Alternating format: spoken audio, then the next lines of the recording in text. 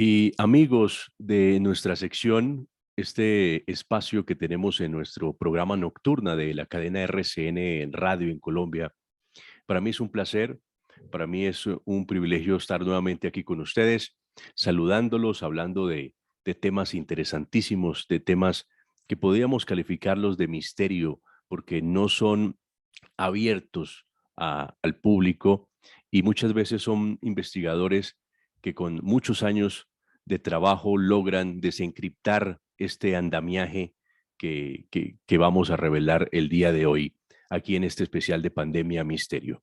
Quiero invitarlos para que sigan esta transmisión en YouTube, buscándonos como Pandemia Misterio, para que se suscriban, para que nos sigan y para que estemos ahí muy pendientes de todo lo que sucede. Igualmente el podcast de este programa, lo pueden buscar como Sentido Radiofónico en la plataforma de iVoox. Igualmente en Instagram nos pueden buscar también como Pandemia Misterio guión bajo o raya al piso, como prefieran, y mi Twitter, @da Reyes Prieto. Ahí tenemos canales suficientes para comunicarnos y seguir creciendo en este mundo y en este grupo, esta familia del misterio. Nuestra gran invitada hoy está en la vieja Europa, está en España. Ella es doña Pilar Baselga. Ella es doctora en la historia del arte contemporáneo y licenciada en Historia del Arte y Arqueología en la legendaria Universidad Sorbona de París. Tiene una hoja de vida que no la voy a leer o si no se nos acaba el programa, pero es una gran intelectual, una investigadora muy reconocida en el mundo y ustedes se van a enterar del tema tan interesante que vamos a abordar en esta noche. Así que, doña Pilar, gracias por atendernos. Bienvenida a Colombia. Gracias a ti, encantada de estar siendo escuchada por los colombianos porque tengo mucho cariño a Colombia y en general a toda Hispanoamérica, que es España, que somos España todos, estamos unidos. Pilar, Pero antes, perdona, antes de por seguir favor. quería hacer una precisión. A mí no me gusta la gente que hace trampas y miente sobre su currículum. Yo no soy doctora, yo soy doctoranda. No sé por qué por ahí dicen que soy doctora, yo jamás dije que soy doctora.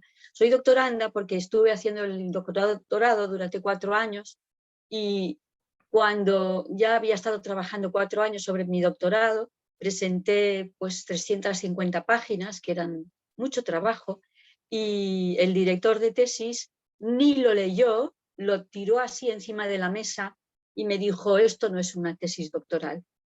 Y entonces dije, bueno, muy bien. Y ahí lo dejé porque comprendí que estaba trabajando para el enemigo. Y Sí. entonces, pues no tengo la tesis doctoral, pero bueno, el nivel Bueno, de doctora lo tengo porque estuve trabajando muchos años. Bueno, eso es lo que perfecto, quería decir. perfecto, Pilar. Bueno, Pilar, usted nos ha venido contando de una manera pedagógica durante ya muchos años. Ha abordado el tema de la educación de una manera magistral y cómo el ordenamiento en el mundo, hay unas élites que muchas veces nosotros no las podemos entender, no podemos decir que una élite es un gobierno o es una persona, pero existen ciertas fuerzas, ciertas élites en el mundo. Y si usted me puede decir nombres, pues sería maravilloso, porque yo siempre patino en ese punto. Pero esas élites que quieren controlar el planeta y que quieren crear un gobierno único, gobierno global, y que por eso tienen varias herramientas que han venido lanzando para pescar a nosotros los seres humanos. Y, y bueno, una de esas herramientas es nada más y nada menos que la educación. No sé por dónde podemos iniciar para ir abordando este tema tan interesante. Bueno, lo primero, me gustaría decir a los oyentes que hice en el 2014 una participación en un congreso por la excelencia en la educación en Valencia, que se puede encontrar la conferencia en YouTube. Se titula La agenda oculta de la educación obligatoria. Y ahí en esa charla eh, aporto muchas pruebas porque aporto citas, nombres, libros, está muy documentado y ha tenido muchísimo éxito. Tanto es así que el contador de YouTube va para atrás. El otro día miré y había 250.000, una semana después había 242.000. O sea, el contador ya está como bloqueado y hace un poco de las suyas, porque yo creo que ya debe estar por el millón de visitas. Entonces, esto lo hacen para que no aparezca en las búsquedas, pero si lo ponen aparece inmediatamente. Perfecto. Entonces, nombres. Bien, hay que saber que en esa charla lo explico. La educación antiguamente se daba en el seno de la familia y después en el mundo religioso. El hecho de que no hubiera escuela, no escuela obligatoria, no impidió que Sócrates, Platón, ¿no? Julio César, Leonardo da Vinci, Tomás de Aquino, San Agustín de Hipona, todos Claro, estos genios de la historia de la humanidad no fueron al colegio. No había colegio. Había la otras figura de maneras de educación, formarse. sí, Pilar, escuche, discúlpame la interrupción, pero la figura simplemente es para una precisión. La figura de la educación pública y gratuita fue, si no estoy mal, una idea de Napoleón, ¿no? Fue prusiana. Los prusianos, al haber perdido contra Napoleón, se cuestionaron qué es lo que hemos hecho mal, porque somos fuertes, somos trabajadores, y llegaron a la conclusión que como el ejército prusiano estaba mayormente compuesto por gente del campo, claro, por campesinos, y los campesinos son personas que están, los agricultores, los ganaderos, están acostumbrados a estar pedidos y a solucionar sus problemas. Ellos no tienen un papá Estado que se les soluciona así, los lobos vienen a matar a sus ovejas, ellos se tienen que buscar la vida, siempre. Ellos son los que hacen todo, se hacen sus casas, ayudan al nacimiento de los ¿cómo se llama?, de las crías, de tanto de cerdos como de... Bien, saben de todo, es alucinante. Entonces están acostumbrados a resolver los problemas ellos mismos. Entonces no se dejan mandar. ¿Por qué? Pues porque saben que saben y saben lo que saben y lo que no saben. Entonces, pues tener así un ejército es imposible. Entonces hay que saber que detrás de la educación obligatoria y del sistema de la educación que se va a poner en marcha en Alemania, allá por el año 1806-7, Fichte fue el pensador que está detrás de esta escuela prusiana, consistía en sacar a los niños de la familia pronto, retrasar la lectura, el aprendizaje de la lectura, porque así conseguimos malos lectores. Si tú aprendes a leer pronto, lees mejor que si aprendes a leer tarde, es lógico. Luego, si estás con tus padres te educan en valores y sobre todo en los valores de la familia y cohesiona la familia, porque ya no hay posibilidad de traición, tú no vas a traicionar a tu padre y a tu madre porque les respetas, ¿no? Y como lo que sabemos es que desde que nace la masonería, en 1717, en Inglaterra, que es un contubernio judeo-masónico, la verdad, como decía Franco, pues han ido a atacar las creencias religiosas basadas en la familia y en el amor a Dios y en la fe.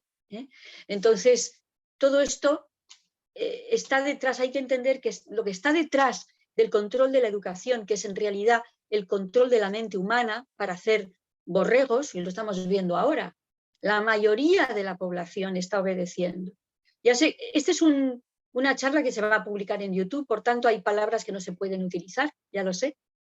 De hecho, no te recomiendo que pongas mi nombre en el titular, sino que pongas un nombre genérico, porque ya me ha pasado con varias personas que simplemente por poner mi nombre, a pesar de no haber dicho ninguna palabra, yo estoy vetada de YouTube. Soy una persona muy peligrosa, por lo visto. Entonces, si pones entrevista a Pilar Baselga, pues entonces la quitan y no te dan explicaciones. Ya me ha pasado muchas veces. Bueno, entonces lo que estamos viendo con esta situación supuestamente sanitaria, que es de control de la población, es que la mayoría de la gente, la mayoría es la mitad más uno. Pues es mucho más de mitad más uno. En todos los países, mucho más de la mitad más uno se somete, se inocula, se pone todos los barbijos y cosas y obedecen a todo. Y eso se debe al entrenamiento que llevamos de generaciones y generaciones de sumisión al Estado. Entonces, ¿quién está detrás de esto? Los que quieren controlar el mundo. Así de fácil. Los que quieren controlar el mundo son los que controlan el dinero. Es decir, que la banca está por ahí. Por eso este proyecto en el que estamos viviendo ahora, este experimento que están haciendo con nosotros, el proyecto es la creación de una moneda digital universal. Y que tú solamente vas a poder tener acceso a ese dinero universal si te portas bien y haces todo lo que ellos te dicen. Eso es lo que quieren. Suprimir el dinero físico, pero que quieran hacer eso no significa que lo vayan a conseguir. Ojo, porque ellos lo que quieren es que estemos al 100% sumisos y no lo han conseguido. O sea que, entonces, ¿quién está detrás? La banca y las grandes corporaciones que están unidas. Entonces, el primero que emprendió, o sea, la idea de que el Estado eduque a los niños es una idea que nace en Napoleón y por Napoleón. Tanto en Prusia como en Francia con Napoleón y en Prusia por la pérdida en Jena, de la batalla de Jena por parte de Prusia. Lo tienen muy claro. Yo creo que no es Napoleón mismo, sino que saber los que están detrás de Napoleón, los que hicieron a Napoleón, fueron los masones. La masonería es internacionalista, es internacional. Normalmente la más poderosa es la inglesa, la francesa también es muy poderosa, y entre ellas dos pues controlan, la banca Rothschild controla la banca Rothschild, y luego hay una logia sionista, B'nai B'rith, que se llama B'nai B'rith, es un nombre raro, que también son muy poderosas. Entonces, en las logias masónicas, cuando los miembros de las logias hacen trabajos, se llaman, se dice que hacen una plancha. Y los que saben de la infiltración de la masonería en el poder judicial dicen que las leyes se planchan en las logias. Es decir, que cuando una ley llega al Parlamento, en todos nuestros países, hispanos, Estados Unidos, toda Europa, ya han sido redactadas por la masonería. Eso es lo que sabemos. Entonces, volviendo a quién está detrás. Rockefeller es el primer nombre que suena, porque él lo hizo de forma muy sistemática en Estados Unidos. Él creó el General Education Board, que quiere decir Oficina General de Educación. Con ese nombre parece que es una agencia estatal, pero no, es una agencia privada, como también la Reserva Federal, que ni es reserva ni es federal, es un conglomerado de 5 bancos principales que firmaron con el presidente Wilson un golpe de estado financiero en Estados Unidos. Y con ese General Education Board, Rockefeller lo que hizo fue controlar los programas de educación. Es decir, que si tú quieres ser profesor, tienes que pasar por la escuela que ha creado Rockefeller. Es decir, que ya formatean desde finales del siglo XIX a lo que es el cuerpo docente. El cuerpo docente se vuelve muy sumiso. O sea, hay una programación, lo estamos viendo, por ejemplo, yo no sé cómo es en Colombia, pero aquí en España yo he tenido muchísimas discusiones. Por suerte, yo no trabajo en el mundo oficial de la educación, yo me he creado mi propia escuela, no sé si lo sabes. ¿Sabes que he creado mi propia escuelita? No tenía no tenía, pero es un privilegio para suscribirnos. Mi escuelita online ha sido el regalo de la pandemia, porque han venido a mí muchas familias pidiéndome que hacían, que sacaban a los niños del colegio porque estaban obligados a tener mascarilla, que los niños se mareaban, algunos de ellos incluso sangraban por la nariz o vomitaban en la mascarilla, y a pesar de esas evidentes dolencias, los profesores no se bajaban del burro y decían que los niños tenían que ponerse mascarilla. Esos mismos profesores que después se van a la cafetería del colegio y están todos sin mascarillas, ellos, los niños, los profesores, los camareros, o sea, es completamente absurdo, pero así son. No es que sea absurdo, es que es criminal, es mucho más grave. Porque cuando tú ves que un niño está sufriendo, si tú no intentas parar ese sufrimiento, te estás convirtiendo en un torturador. Entonces, bueno, formateadísimos, obligan, ahora en España hace frío, es invierno, están con las ventanas abiertas, luego los niños, algunos van al colegio porque tienen frío, se ponen gorros, y entonces les dicen que es de mala educación ponerse un gorro. Digo yo, pero bueno, en fin, estamos llegando yo creo que estamos llegando ya a la crisis final, ¿no? En el que el grano de pus, ¿no? de corrupción y de descomposición de los valores morales y de todo, es tan grande que ya sale ese pus y se ve horrible, ¿no? Es muy desagradable lo que estamos viendo. Pero esto en el fondo no es una mala noticia porque significa que ahora ya hemos llegado al punto final. Quiero decir, esta guerra, yo decía que habría que escribir un libro, no sé si lo escribiré yo, se titule, en relación a lo que está pasando, La última gran putada. Porque nos han hecho muchas, pero esta es la última. Y es la última porque o mueren ellos o morimos nosotros. O sea, es la última. La última para ellos o la última para nosotros. Pero es la última. Sí. Pilar, hay algo que usted maneja también muy bien y lo presenta en sus exposiciones y conferencias, y es como, por ejemplo, en América Latina, en países como Colombia, Chile, Argentina, bueno, y otros tantos, se han suprimido prácticamente a la mínima expresión las humanidades en la educación. Usted ya lo dice, la lectura, historia, todo esto se suprime o si no se manipula, se cuenta la historia como quieren que se conozca una historia, pero no una realidad. Y algo que es, bueno, interesante, pero gravísimo, es cómo manipulan los mapas en la educación, cómo se los muestran a los niños.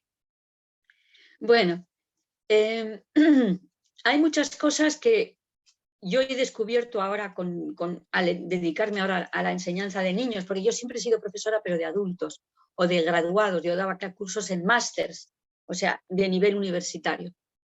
Y estoy descubriendo cómo funciona el mecanismo de destrucción de la inteligencia. O sea, que los niños son tan inteligentes que, aunque se empeñen en destruir su imaginación y su personalidad y su inteligencia, no lo consiguen del todo. Pero yo estoy segura que los niños que están conmigo van a hacer cosas grandiosas porque es increíble realmente la capacidad de... Entonces, ¿cómo hacen esto? Primero, la creencia que está totalmente arraigada y que los padres me vienen al principio y me dicen cómo puede ser, que yo solo doy 2 horas de clase al día. Esa idea, ¿no?, de que tú entras en un aula, eres niño, entras en un aula, llega el profesor y te cuenta todo su tema en 45 o 50 minutos, cuando tú empiezas a entender, que es a partir de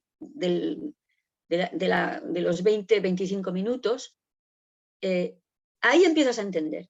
Es decir, que más de la mitad de la clase ha terminado, porque la clase dura 45 o 50 minutos. Y entonces no hay tiempo de hacer preguntas. Los niños se quedan así como descolocados y 5 minutos de patio y de nuevo otro tema.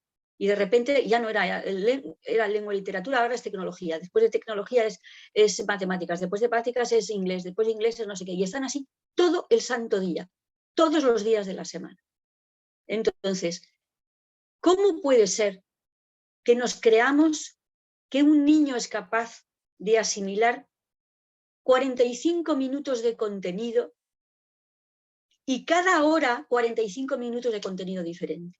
Es como creer, no sé, en Papá Noel, es lo mismo, es que no se comprueba. Ninguno de nosotros, como adultos, aceptaríamos apuntarnos a un curso de lo que fuera, tecnología, ayurveda, marketing, lo que sea, y que cada 45 minutos nos estuvieran cambiando el tema y diríamos, oye, no, que es que no me he podido enterar, que es que acabas de acabas de empezar, que hace 45 minutos que has empezado y ya hemos terminado, no puedo hacer preguntas, ya tenemos que hacer una interrupción.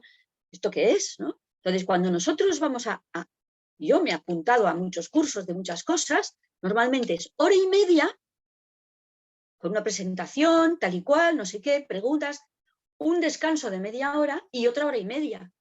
Entonces, en total son 3 horas y media, pero no más.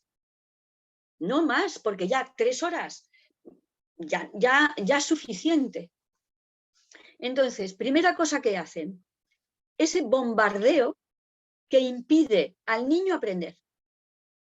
El profesor se queda tranquilo porque él ha dado su clase, pero el profesor no hace el trabajo de decir, por ejemplo, lo correcto sería, yo soy profesora y no me queda más remedio que hacer eso. Pues yo doy 20 minutos de clase y el resto de la clase, preguntas, ejercicios, confirmación de que lo he enseñado, ha sido comprendido. Pero eso no se hace así, me consta. Entonces, los niños, ¿qué pasa? No entienden nada, no avanzan, de repente les ponen un examen, se lo leen todo rápido, lo memorizan, para el día siguiente, 3 días después, lo han olvidado porque solamente habían estudiado para el examen. Es decir, que el niño aprende digamos, a aceptar la confusión, a aceptar no entender nada, que no pasa nada si no entiendes, que no pasa nada si haces una cosa inútil. Claro que pasa. O sea, mis niños me dicen, cuando acabo de un trimestre más o menos, me dicen, es increíble, dicen, 3 meses he aprendido más que en 3 años. Y cuando estemos en junio, porque el año pasado ya también empecé, me decían, en estos 6 meses he aprendido más que en 6 años. O sea, es como que cada mes es un año de aprendizaje. Un niño me viene, muy inteligente, muy listo, me viene de la enseñanza oficial, todos ellos, y le pregunto, ¿cuántos mapas hiciste el año pasado? Uno me dijo que había hecho 1 y otro me dijo que había ninguno. Nosotros en 3 meses hemos hecho 7, 8 mapas. Pero hacen los mapas, pero además es que los estudian, porque yo les pongo después el mapa mudo y ellos tienen que contestar a las preguntas que yo les hago. Entonces, lo que hace el sistema oficial es aturdir al niño y robarle el silencio y el encontrarse con uno mismo.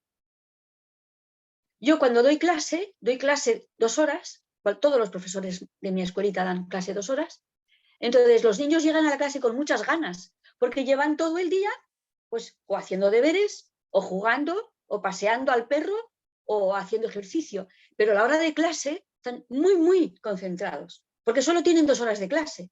Y eso que además tenemos una interrupción de 10 minutos para hacer gimnasia. Hacemos gimnasia, ejercicios y todo tipo de movimientos, porque incluso haciéndolo online también puedes hacer ejercicios y explicar muchas cosas de la gimnasia, ¿no? Bien, entonces, eso es muy importante. Que el niño tiene que tener tiempo para aburrirse. Les pido a los padres, por favor, hoy en España todos los niños han recibido una montaña de regalos. ¿Me oyes? Perfecto.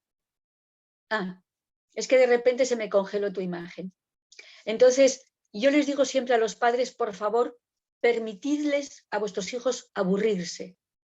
El aburrimiento, el mal llamado aburrimiento, es en realidad un silencio interior, una búsqueda de quién eres. Cuando tú te aburres mucho, descubres quién eres y conectas con tu verdad, de tal manera que el resultado del aburrimiento siempre será algo absolutamente genuino. Es así como funciona el aburrimiento. Porque no te queda más remedio que buscar en ti qué es lo que realmente te apetece hacer e inventártelo tú. Yo lo digo así, lo afirmo porque así es como yo lo viví con 14 años, porque estamos siempre muy aturdidos, con niños, con vecinos, y de repente un verano me aburrí muchísimo, muchísimo. no hacía calor, no sabía qué hacer, y agarré un libro que había ahí, Vargas Llosa, la ciudad y los perros. Con 14 años, ese no es un libro para leer con 14 años, es un libro de adultos. Me encantó, me embelesó. Después vinieron 100 años de soledad, después empecé a leer ya cosas más complicadas, de Teilhard de Chardin, en fin, cosas muy, muy sesudas. O sea, yo descubrí el amor de la literatura, porque la lectura yo siempre había leído, pero había leído libros de niños, pero lo que es la literatura lo descubrí en el aburrimiento y por suerte estando en una casa donde había libros, claro. Por eso los padres deben tener al alcance de sus hijos libros, plastilina, pinturas, instrumentos de música, muy importante. Los niños deben tener cerca, a mano, instrumentos de música, para que en ese momento de aburrimiento, que dicen que no es aburrimiento, que es un momento de silencio, pero tiene que durar mucho tiempo, no puede ser un aburrimiento de 5 minutos. Entonces, cuando los niños dicen, papá, me aburro, por favor, padres, decirles a vuestros hijos, qué bien, hijo, disfruta, quédate ahí un rato, disfruta, vas a descubrir tesoros. Y eso es una cosa que precisamente el colegio impide. En el colegio el niño está todo el tiempo entretenido, forzado, hacer esto, hacer lo otro, atento, hace ejercicio, sube, baja, y no tienen tiempo para ellos, para estar con ellos mismos. Y ahí esa es la gran manipulación. Hacerte creer que si estás así ocupado, haciendo cosas, leyendo, estás estudiando y estás aprendiendo. Mentira. Uno aprende cuando está solo ante la cosa. O sea, cualquier cosa. Yo por mucho que vea 10 horas de recetas de cocina, hasta que no me ponga a batir los huevos, a pelar la patata, a freír las cosas, no voy a aprender a hacer la tortilla de patata, la tengo que hacer yo con mis manos. Y así es con todo. No sirve que alguien te diga, mira el mapa, no, lo tienes que hacer tú con tus manos. Por eso los profesores es un crimen cuando permiten el copy-paste. Vosotros utilizáis Sí, ese concepto, ¿no? Porque los claro. profesores les encargan trabajos. Esto es una de mis batallas favoritas. Ya me conocen mis alumnos. Soy terrible con eso, no lo soporto. Además lo detecto inmediatamente, porque el niño cuando tiene que leer su trabajo no sabe ni pronunciar lo que ha escrito. Digo, esa palabra, ¿por qué no la sabes pronunciar? ¿De dónde la has sacado? Si ni siquiera la sabes pronunciar, no la entiendes, no sabes qué es esa palabra. Entonces, ¿qué estaba diciendo? Que me he despistado. Sobre, Ay, sobre, me he sobre, despistado. sobre la copia que no se puede El aceptar. copy-paste. ¿Mm? Claro, ¿qué es lo que pasa? En España, por lo menos digo en España, no sé cómo será en Colombia, los profesores lo permiten, incluso lo aplauden. Yo recuerdo a mi hijo que hizo un trabajo sobre el Renacimiento, que lo hicimos juntos, y el profesor le suspendió, le puso un 4/10. Y entonces yo le dije, ¿y los demás? Y dice, no, los otros hicieron copy-paste y les puso un 8, un 9. Entonces yo, claro, yo fui a hablar con el profesor y les dije, mire, es que esto no es correcto. Bueno, tal, no sé qué. Y dije, pero esto no es correcto. El niño evidentemente lo ha hecho él. Yo le he ayudado, pero lo ha hecho él. Entonces lo ha hecho como ha podido. Pero es genuino, es suyo. Digo, copy-paste lo hace cualquiera. Y además hay que saber que copy-paste es robar.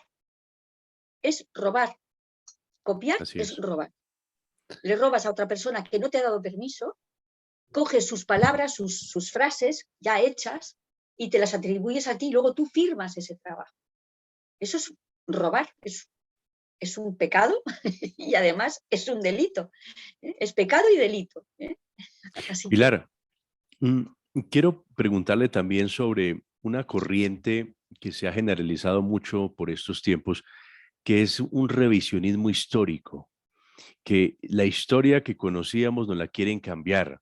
Y no es, no sé si a mí me parece que es una percepción también muy personal, pero que he encontrado ejemplos de ello, es que nos quieren quitar todo lo que huele a Mediterráneo, toda esa herencia hispana en nuestra América, nos quieren vender que es mejor comer hamburguesa que hablar inglés, que si no hablamos inglés, pues estamos fuera del sistema. y que Cristóbal Colón, a propósito de lo que estábamos hablando hace unos minutos, de cómo nos cuentan la historia como quieren, me encontré un libro de educación en los Estados Unidos, de una escuela en los Estados Unidos, donde dicen que Cristóbal Colón llegó a la Florida.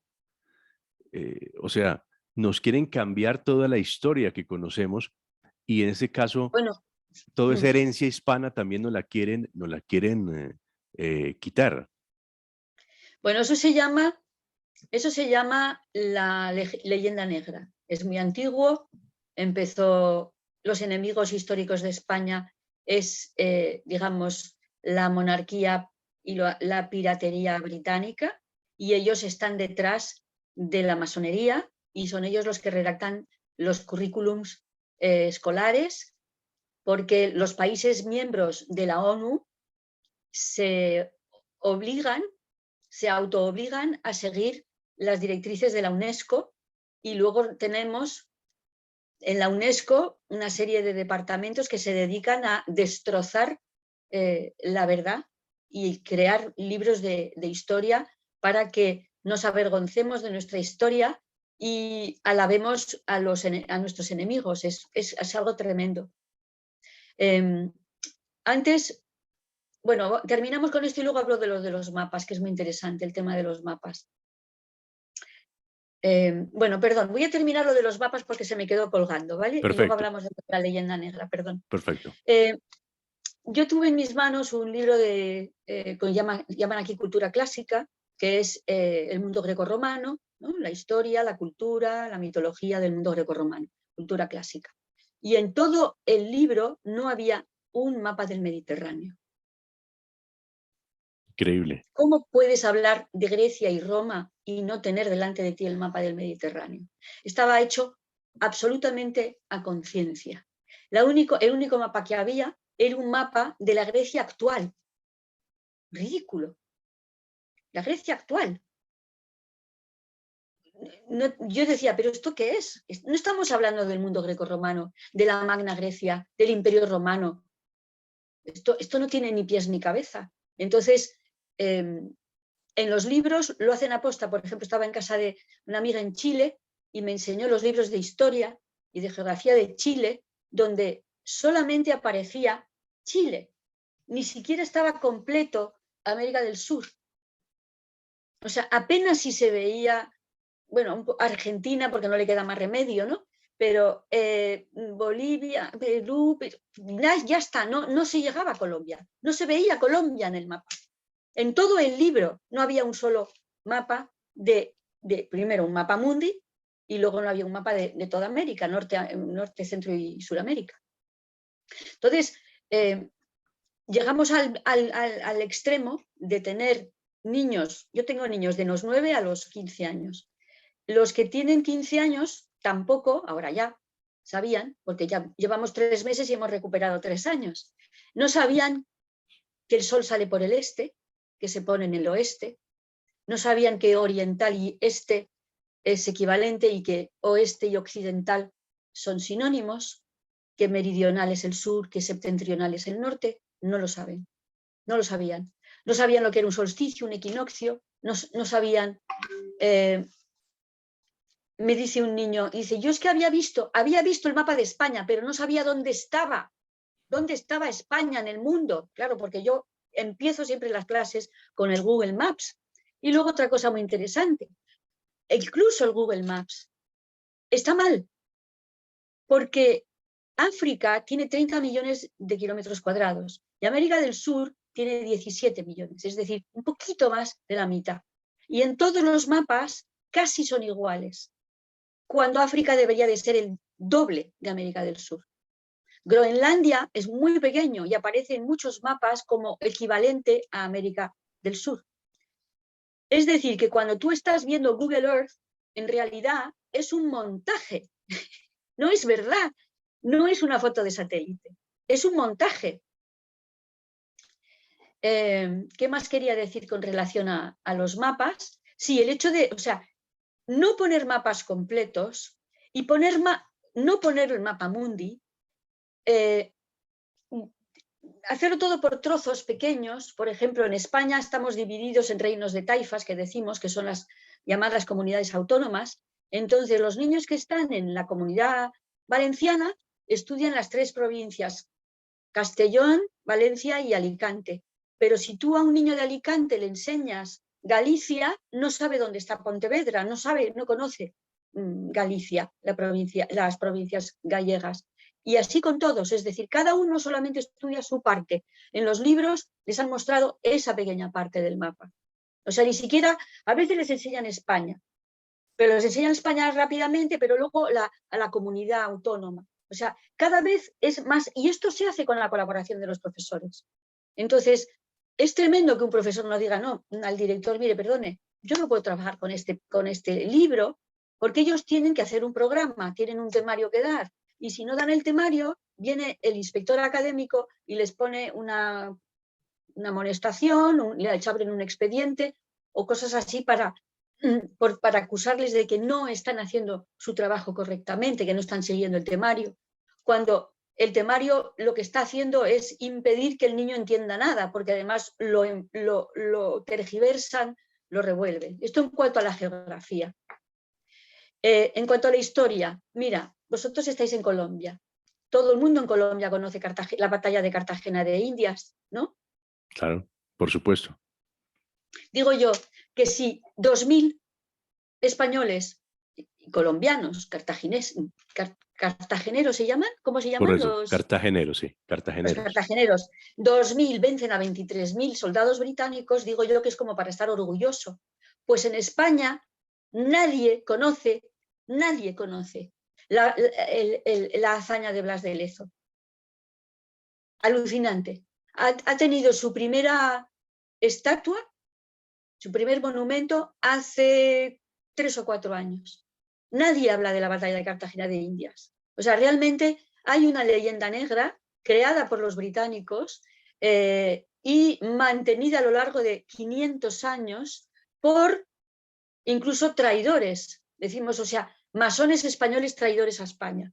Masones traidores que están metidos en el sistema educativo, que están en la UNESCO y que diseñan estos libros en los que, cuando, por ejemplo, mis niños, ¿no?, que me vienen del sistema oficial, les explico que porque el 12 de octubre, claro, les pregunté, ¿por qué el 12 de octubre es el Día de la Hispanidad? No lo sabían. Dices, porque algunos sí, pero digamos que de los 30 y tantos, pues a lo mejor 3 o 4 me podían decir que era porque Cristóbal Colón había llegado a América, pero digo, pero ¿llegó a América y qué? ¿Y qué pasó? O sea, no es porque llegó a América, pasaron muchas cosas para que se convierta en el Día de la Hispanidad. Bueno, les tuve que explicar todo lo que pasó. Y entonces le digo que sepáis que cuando vuelve en 1493, en enero creo que fue, vuelve a España y le dijo Colón a Isabel la Católica, que se me va, a ver, ¿estoy aquí? Tranquila, ahí lo estamos viendo. Es que se me fue la imagen. A ver. No sé qué ha pasado. Nosotros la estamos viendo, Pilar. Bueno, pues si me estáis viendo, yo lo dejo ahí y ya está, no sé qué pasa. Zoom no responde. Bueno, ¿me estás viendo entonces, no? Muy bien, muy bien. Vale, genial. Yo tengo la pantalla negra. Bien, entonces, les cuento. Llegó Colón y le dijo a la reina majestad, no hay oro, no hay especias, pero hay gente y los podemos esclavizar. Y lo primero que dijo Isabel la Católica, dijo, ¿esclavizar? No, esos son súbditos. A partir de ahora son súbditos del reino de Castilla y serán súbditos. Es decir, que tenían los mismos derechos los habitantes de las islas del Caribe, que es lo único que se había encontrado hasta ese momento, descubierto, como los que viven en Toledo o en Madrid. Entonces, eso es absolutamente revolucionario, porque en la misma época los portugueses estaban comerciando con esclavos. Los portugueses, esto no se dice nunca, fueron los mayores esclavistas de la historia de la humanidad, fueron los que más dinero hicieron con el tráfico de esclavos. De ellos la diferencia entre Portugal, o sea, la manera que tuvo el reino de Portugal de comportarse en las costas de África, ¿no? Porque ellos controlaban todo el comercio de toda la costa africana hasta la India. Y lo que hicieron los españoles es que no tienen ni color, ¿no? Los africanos no tuvieron, o sea, llegaron los españoles y ya en el siglo XVI no sé cuantísimas universidades y hospitales se crearon. Y hay una orden a Nicolás de Obando, Isabel la Católica, Nicolás de Obando, que era como el gobernador en ese momento de no sé si era la isla de la Española, creo que sí, es decir, República Dominicana, Haití hoy en día, le dice, hágase casas de hospitales tanto para cristianos como para indios. O sea, lo tenía clarísimo. Había que hacer hospitales. Ella muere en 1504. O sea, que en 1500 una mujer diga hay que hacer hospitales, pero nosotros nos vamos a las películas de vaqueros en el siglo XIX, ¿no? Todas esas películas de vaqueros que hemos visto, tantísimas películas, donde ¿qué es lo que hay en esos poblados? Hay el banco, el sheriff, la cárcel, la tienda, el colmado donde compras de todo y el salón, el bar. Y ya está. Y unas casas de mala muerte. Así es. Nunca se ve. Y es del siglo XIX. Ojo, y yo estoy diciendo que en el siglo XVI ya estamos haciendo hospitales, universidades, astilleros. Hay que saber que en uno de los viajes, ya no me acuerdo, creo que es el tercero viaje de Colón, hicieron un barco. Allí los españoles hicieron un barco para volver. O sea, increíble. Para atravesar el Atlántico. O sea, que hicieran el barco para ir hacia allá, en España, vale, porque llevaban siglos haciendo barcos. Pero allí, ¿cómo hacen un barco allí?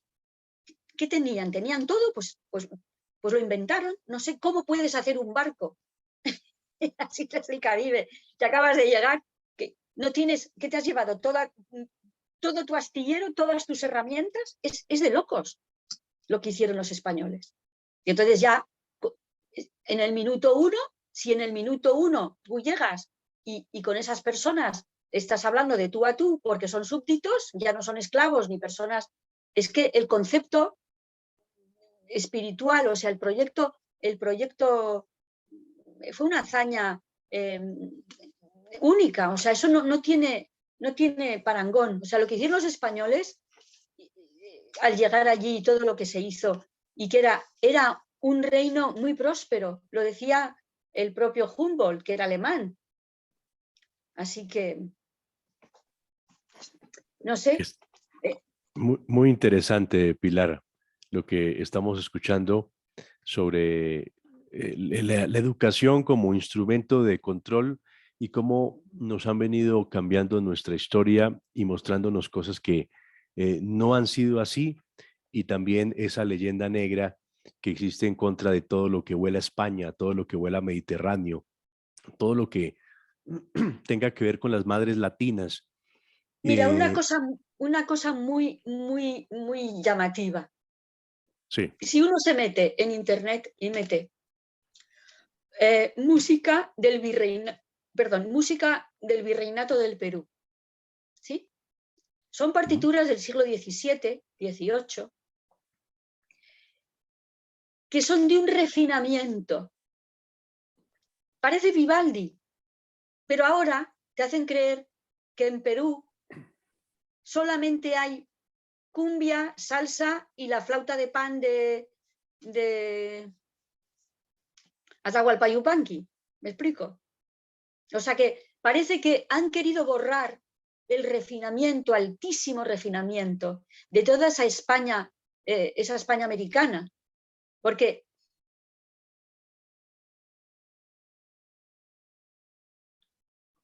Bueno,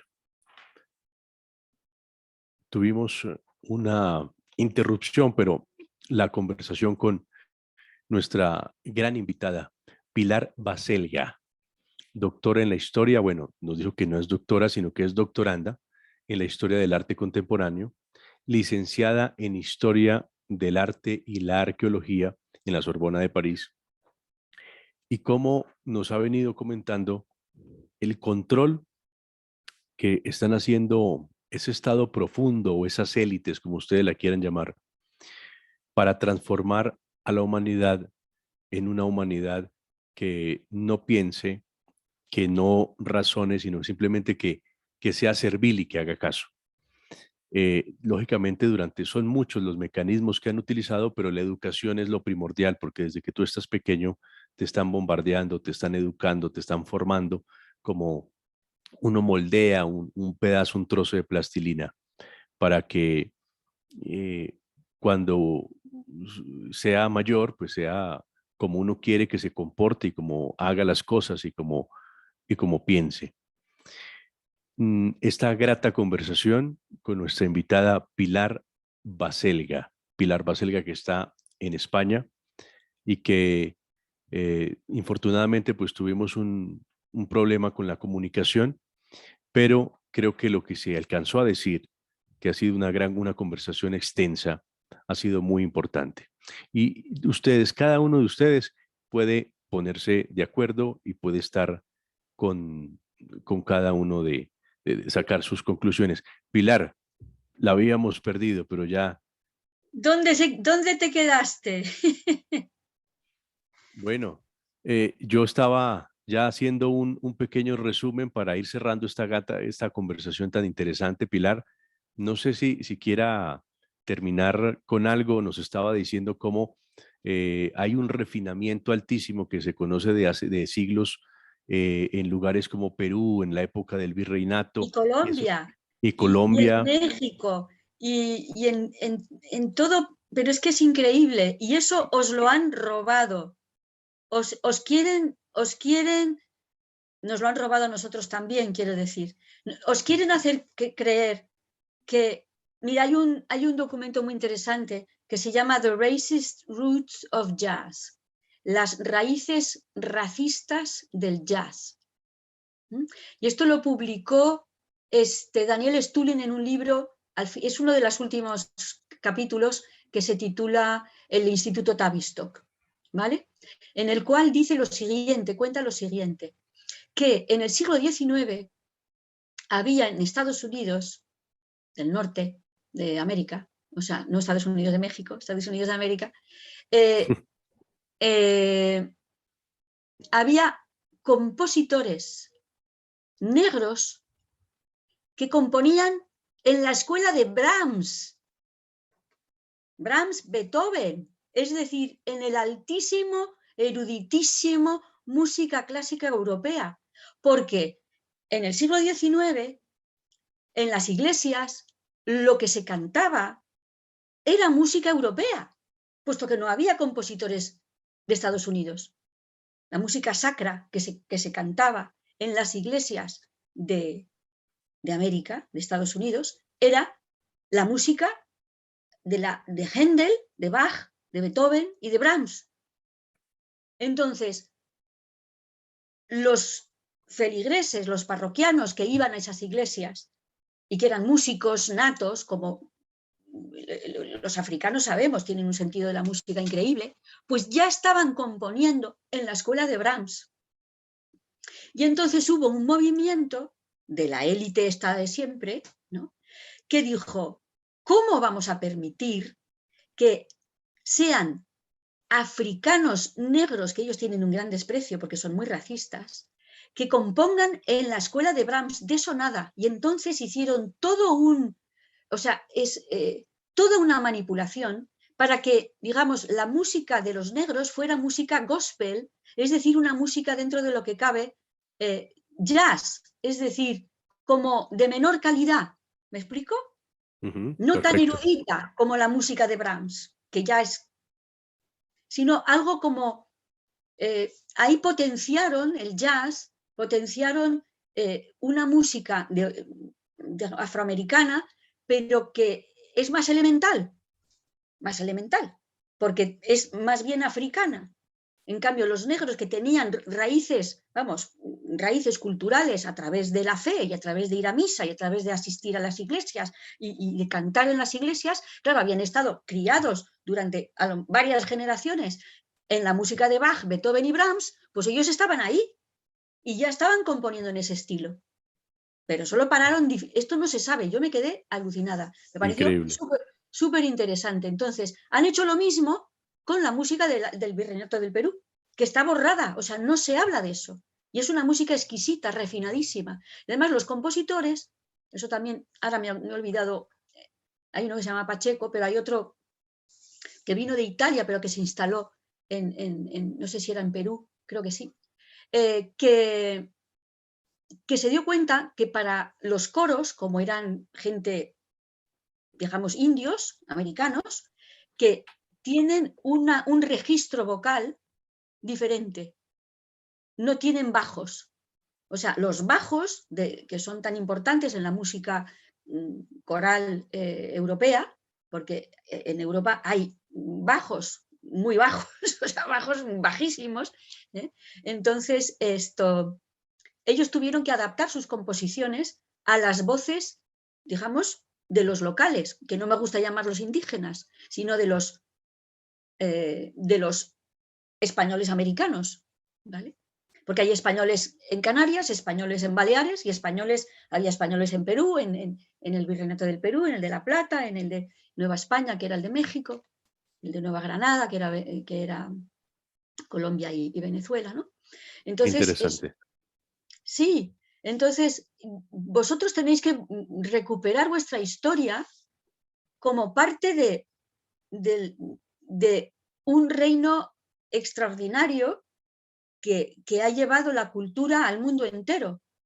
Porque si tú creas, además, creo que fue, no sé si fue en el 17 o en el 18, el primer negro que vino de África, que se licenció en una universidad, fue en una universidad hispana.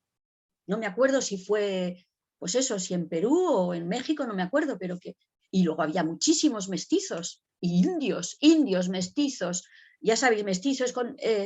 europeo con Con indoamericano indígena, sí. y indígena, y luego mulato era con los negros, ¿no? Pues que había negros, mulatos que estudiaban en las universidades y que se licenciaron en las universidades en el 17, en el 18. En esas épocas tú te vas a Norteamérica y no hay universidades, no las hay. Y en España, creo que en 1810 había 25. 1810, 25. Impresionante, Y en Estados impresionante. Unidos solo había una, era la de Harvard, creo que era. Harvard fue la primera, pero Impresionante. una sola. Entonces, a ver, que nos vengan a decir ahora nosotros. Y otra cosa que quiero decir, si hoy estamos ¿qué día es hoy? 6 de enero de 2021, quiero que sepamos que fue la Escuela de Salamanca la que dijo en 1515, le mandó un mensaje, un WhatsApp al Papa y le dijo, oye Papa, que vamos 11 días retrasados con relación al Sol. La escuela de Salamanca, la Universidad de Salamanca, es un centro de pensamiento, es ahí donde se genera, por ejemplo, Francisco de Vitoria, es el que genera, el que crea el derecho internacional. El derecho internacional nace en España, el respeto al derecho de los indios, que ya lo tiene Isabel la Católica en su testamento, donde dice que hay que respetar los derechos de los indios, porque es su tierra, y que no se pueden construir ciudades donde están ellos, porque es su tierra. Interesante. Pilar, yo creo que hay material para poder seguir hablando 2 o 3 programas más. Infortunadamente se nos acaba el tiempo, pero quiero agradecerle inmensamente estos minutos que han sido muy valiosos, muy provechosos. Invitar a los oyentes para que nos busquen en YouTube como Pandemia Misterio y en nuestro canal, en nuestro podcast Sentido Radiofónico en iVoox. Y agradecerle, Pilar Baselga, por estos minutos. Claro, y quería decirles a las personas que les interesa lo que digo y lo que hago, pues que me pueden seguir en Pilar Baselga en canal, en Telegram, porque YouTube me quitó mi canal, luego me quitó mi segundo, mi tercero, mi cuarto y todo ya he cerrado. Y Facebook también me tiene bloqueada, entonces, bueno, como en Telegram así puedo decir lo que me da la gana, hacer lo que me da la gana y así no me persiguen. Pilar Baselga en Perfecto. canal. Y luego tengo un blog que se llama No Morir Idiota, donde es una especie de, digamos, de biblioteca. Si ustedes se van a los posts antiguos, hay muchísima información de todo esto, de estos contubernios que llevan manipulando a la humanidad desde hace tanto tiempo. Doña Pilar, un abrazo y feliz año. Gracias a vosotros también. Un abrazo.